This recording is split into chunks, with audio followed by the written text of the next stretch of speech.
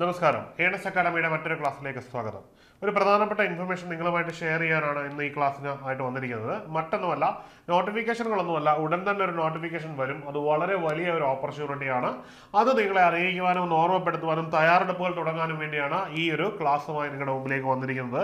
മറ്റൊന്നുമല്ല, കാത്തിരുന്ന R R ബിയുടെ ഗ്രൂപ്പ് ഡി എക്സാമിനേഷൻ നോട്ടിഫിക്കേഷൻ ഉടൻ ഉണ്ടാകുമെന്നാണ് പ്രധാനപ്പെട്ട സോഴ്സുകളിൽ നിന്ന് അറിയാൻ കഴിഞ്ഞിരിക്കുന്നത്. അതിനുവേണ്ടി എന്ത് ചെയ്യാം, നമുക്ക് തയ്യാറെടുത്ത് തുടങ്ങാം. എന്താണ് ഇതിന്റെ പ്രത്യേകത? വളരെ ഇമ്പോർട്ടന്റ് ആണ്. രാജ്യത്താകമാനം ഏതാണ്ട് 1.5 ലക്ഷത്തിൽ കൂടുതലാണ് വേക്കൻസികൾ റിപ്പോർട്ട് ചെയ്യപ്പെടുന്നതും നിയമനം നടക്കാൻ പോകുന്നതും. റിപ്പോർട്ട് ചെയ്ത മുഴുവൻ വേക്കൻസികളും ഏതാണ്ട് 1.5 ലക്ഷം വരെ, മിനിമം 1.5 ലക്ഷം വേക്കൻസിയിൽ നിയമനം ഉണ്ടാകുമെന്നത് വളരെ ഇമ്പോർട്ടന്റ് ആയിട്ടൊരു ഫാക്ട് ആണ്. അപ്പോൾ എന്ത് ചെയ്യുക, തയ്യാറെടുത്ത് തുടങ്ങുക.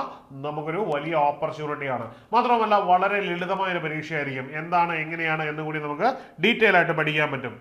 കൂടുതൽ കാര്യങ്ങൾ നമുക്ക് ഇതിനെപ്പറ്റി അറിയാം. ആദ്യമായിട്ട് എത്ര നിയമനം വരെ നടക്കുമെന്നുള്ളതാണ്. നിലവിൽ 1.5 ലക്ഷമാണ് പറയുന്നതെങ്കിലും പരീക്ഷ എക്സാമും എല്ലാം കഴിയുമ്പോൾ ആ നിയമനം ഏതാണ്ട് 2 ലക്ഷം കടക്കും എന്നാണ് കരുതപ്പെടുന്നത്. 1ഉം 2ഉം അല്ല, 2 ലക്ഷം. രാജ്യത്താകമാനം 2 ലക്ഷം നിയമനം ഈ ഒരൊറ്റ തസ്തികയിൽ നടക്കുമെന്ന് കരുതപ്പെടുന്നു. ഇനിയും ഇതിന്റെ ക്വാളിഫിക്കേഷൻ എന്താണ്? 10th ആണ് ഇതിന്റെ ക്വാളിഫിക്കേഷൻ. ഇടയ്ക്കൊരു സമയത്ത് ITI വേണം എന്നൊരു സജഷൻ പറഞ്ഞിരുന്നു. എന്നാൽ അത് ഇതുവരെ അക്സെപ്റ്റ് ചെയ്യപ്പെട്ട് കാണുന്നില്ല. എന്ത് തന്നെയായാലും വരാൻ പോകുന്ന നോട്ടിഫിക്കേഷൻ എന്തായിരിക്കും? 10th ബേസ് തന്നെ ആയിരിക്കും. അപ്പം സ്വാഭാവികമായിട്ടും എല്ലാവർക്കും എഴുതാൻ പറ്റുന്നൊരു പരീക്ഷയായിരിക്കും. ഇനി ഇതിന്റെ ഏജ് ലിമിറ്റ് എത്രയാണ് എന്നുള്ളതാണ്. നിലവിലെ ഏജ് ലിമിറ്റ് 33 വയസ്സ് വരെയാണ്. 33 വയസ്സ് വരെയാണ്. പക്ഷെ കോവിഡ് ആനുകൂല്യം ഉള്ളത് കൊണ്ട് തന്നെ 3 വർഷം എല്ലാവർക്കും എക്സംഷൻ കിട്ടും. അതുകൊണ്ട് പ്രായപരിധി എന്ന് പറയുന്നത് 36 ആയിരിക്കും നോട്ടിഫിക്കേഷനിൽ വരാൻ സാധ്യത. 33 എന്നുള്ളത് 3 വർഷം ഇളവ് കിട്ടുന്നതുകൊണ്ട് തന്നെ 36 ആയിരിക്കും. ഈ 36 എന്ന് പറയുന്ന വയസ്സ് ആനുപാതികമായ ഇളവ് ബാക്കി എല്ലാവർക്കും ലഭിക്കുന്നതായിരിക്കും. Scheduled caste, scheduled tribes, OBC, ഒപ്പം തന്നെ റിട്ടയർഡ് ഡിഫൻസ് സ്റ്റാഫ്, എക്സ് സർവീസ്മാൻസ്, ഇവർക്കൊക്കെ അവൈലബിൾ ആയിട്ടുള്ള എന്താണോ അവർക്ക് പറഞ്ഞിരിക്കുന്ന ക്രൈറ്റീരിയ ആ രീതിയിലുള്ള പ്രായ ഇളവും ലഭിക്കുന്നതായിരിക്കും. ഇനിയും ഇതിന്റെ അപേക്ഷാ ഫീസ് എത്രയാണ്? നോട്ടിഫിക്കേഷൻ സ്വാഭാവികമായിട്ടും വരുന്നത് 500 ആവാനാണ് സാധ്യത. ഈ 500 RRBയുടെ ഏതൊരു പരീക്ഷയുടെയും കൂട്ട് തന്നെ ജനറൽ കമ്മ്യൂണിറ്റിക്ക് കിട്ടുന്ന ഈ 500 എന്ന് പറയുന്ന തുകയിൽ 400 രൂപയും നിങ്ങൾക്ക് എന്ത് കിട്ടും? പരീക്ഷ അറ്റംപ്റ്റ് ചെയ്താൽ, നിങ്ങൾ പോയി പരീക്ഷ എഴുതിയാൽ, ആദ്യത്തെ പരീക്ഷ റിട്ടേൺ എക്സാം എഴുതിയാൽ അത് റീഫണ്ടായി കിട്ടും. നെറ്റ് എഫക്ട് 100 റുപ്പീസ് മാത്രമായിരിക്കും ഇതിന്റെ പേയ്മെന്റ്.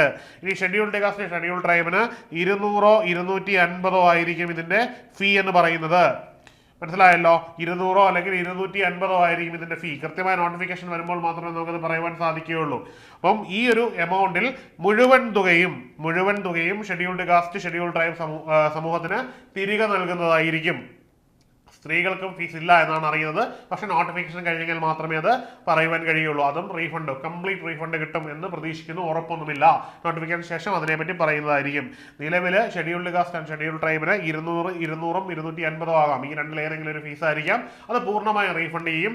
എന്നാൽ ജനറൽ കമ്മ്യൂണിറ്റിക്ക് 100 രൂപ ഫീസായിട്ട് എടുക്കും. അത് ബാങ്ക് ട്രാൻസാക്ഷൻ ചാർജ് ആയിട്ടോ അത് അവരുടെ ഫീസായിട്ടോ ഏത് കാറ്റഗറിയിലാണെന്നറിയില്ല, അവർ ആ എമൗണ്ട് എടുക്കുന്നതായിരിക്കും. ഇത്രയുമാണ് അതിന്റെ ഈ എക്സാമുമായിട്ട് ബന്ധപ്പെട്ടുള്ള ആദ്യത്തെ ബേസ് ഫാക്ടുകൾ. നമ്മൾ ഓർത്തിരിക്കേണ്ട പ്രധാനപ്പെട്ട ബേസ് ഫാക്ടുകളാണ് നമ്മളിവിടെ ചൂണ്ടിക്കാട്ടിയത്. അടുത്തതായിട്ട് ഇതിന്റെ സെലക്ഷൻ, ഏതൊക്കെ ഘട്ടങ്ങളിലൂടെയാണ് ഈ സെലക്ഷൻ കടന്നു പോകുന്നത് നമ്മൾ ഓർത്തിരിക്കണം. ഇതൊരു ശാരീരിക ക്ഷമത ആവശ്യമുള്ളൊരു തസ്തിക കൂടിയാണ്. അതുകൊണ്ട് തന്നെ ഇതിന്റെ ആദ്യത്തെ ഘട്ടം എന്ന് പറഞ്ഞാൽ ഒരു റൈറ്റിംഗ് എക്സാം ആണ്. അതിനെ CBT, കമ്പ്യൂട്ടർ ബേസ്ഡ് ടെസ്റ്റ് തന്നെയാണ് നടത്തുന്നത്. ഈ ഒരു ടെസ്റ്റിനാണ് ഫീസ് വാങ്ങുന്നത്. അറ്റംപ്റ്റ് ചെയ്യുമ്പോൾ നിങ്ങൾക്ക് ഈ ഫീ തിരികെ കിട്ടുന്നു, നിങ്ങളുടെ അക്കൗണ്ടിലേക്ക് റീഫണ്ട് ചെയ്ത് വരുന്നു. CBT exam. ഈ CBT എക്സാം എങ്ങനെയാണ്, ഏത് രീതിയിലാണെന്ന് അടുത്ത ഇതിൽ ഞാൻ പറയുന്നതായിരിക്കും. ഇതൊരു 100 മാർക്കിന്റെ എക്സാം ആണ്. ഇതിന്റെ അടിസ്ഥാനത്തിൽ ഫിസിക്കൽ എഫിഷ്യൻസി ടെസ്റ്റ് നടത്തും. ഫിസിക്കൽ എഫിഷ്യൻസി പോലീസിനൊക്കെ സമാനമായ ഒരു ഫിസിക്കൽ എഫിഷ്യൻസി അല്ല ഇവിടെ നടക്കുന്നത്. മറിച്ച് നിങ്ങളുടെ വെയിറ്റ് എടുത്തുകൊണ്ട് നടക്കുവാനൊക്കെ ഉള്ള ഒരു കഴിവായിരിക്കും ചെക്ക് ചെയ്യപ്പെടുന്നത്. അതുകൊണ്ട് തന്നെ പോലീസിന് സമാനമായിട്ടൊരു ഫിസിക്കൽ എഫിഷ്യൻസി ടെസ്റ്റ് നിങ്ങളുടെ പ്രതീക്ഷിക്കേണ്ട. ഏതൊരാൾക്കും നിസ്സാരമായി, ആരോഗ്യവാനായ ഏതൊരാൾക്കും നിസ്സാരമായിട്ട് ഹാൻഡിൽ ചെയ്യാൻ പറ്റുന്ന ഒരു തരം ഫിസിക്കൽ എഫിഷ്യൻസി ടെസ്റ്റ് ആയിരിക്കും. ഇനിയും മൂന്നാമത്തെ കടമ എന്ന് പറഞ്ഞാൽ മെഡിക്കൽ എക്സാം ആണ്.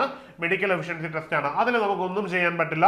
നിങ്ങൾക്ക് മെഡിക്കലി ഫിറ്റ് ആണെങ്കിൽ പൂർണ്ണമായിട്ടും എന്ത് ചെയ്യാൻ പറ്റും? നിങ്ങൾക്ക് ഈ ജോലി ലഭിക്കുന്നതാണ്. അങ്ങനെ ഈ 3 ഘട്ടങ്ങളിലായിട്ടാണ് ഈ ഒരു പരീക്ഷയുടെ കടമ്പ കടക്കാനുള്ളത്. ഇനിയും അടുത്തതായിട്ട് മനസ്സിലാക്കേണ്ടത് ഈ ഗ്രൂപ്പ് ഡി CBT എക്സാം എന്താണ്, എങ്ങനെയാണ്. എപ്പോഴും നമ്മൾ ആദ്യത്തെ ഘട്ടത്തിൽ പ്രധാനപ്പെട്ട ഒരു മേഖലയാണല്ലോ പഠന പരീക്ഷ. എങ്ങനെയാണത് കൈകാര്യം ചെയ്യേണ്ടത്? ആദ്യത്തേത് ഇതിൽ ആദ്യത്തെ സെക്ഷൻ എന്ന് പറഞ്ഞാൽ ജനറൽ സയൻസ് ആണ്. ജനറൽ സയൻസിന് 25 ചോദ്യങ്ങൾ ഉണ്ടായിരിക്കും.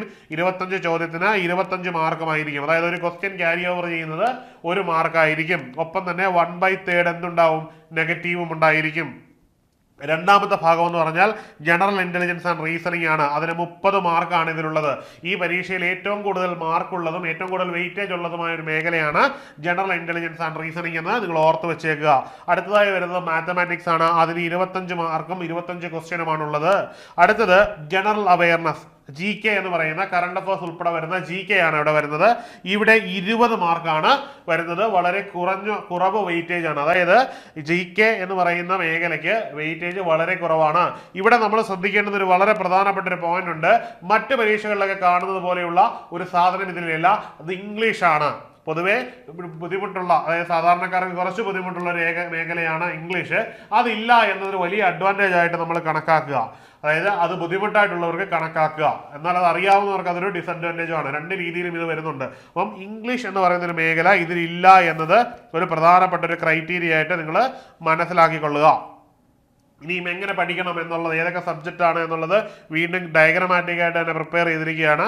മാത്തമാറ്റിക്സ് ഒന്നുകൂടെ ഓർത്ത് വെച്ചേക്കുക. Mathematics, reasoning, general awareness and general science, ഈ ഒരു കാറ്റഗറിയിൽ നമ്മൾ എന്ത് ചെയ്യുക, ഈ ഒരു ടോപ്പിക്കിനെ ഡിവൈഡ് ചെയ്ത് പഠിക്കുക.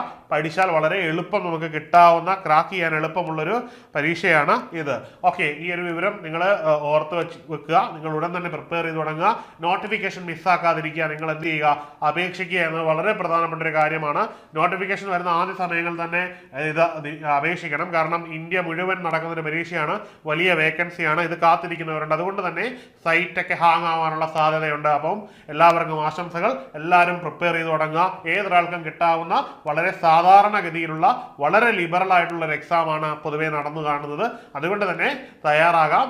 മുന്നൊരുക്കങ്ങളുമായിട്ട് നമുക്ക് എന്ത് ചെയ്യാം, നമ്മുടെ അക്കാഡമിക്കൊപ്പം തന്നെ പോവുക. നമ്മളും ഉണ്ടാകും നിങ്ങൾക്കൊപ്പം. അപ്പം അടുത്ത ക്ലാസ്സിൽ കാണാം. Good bye.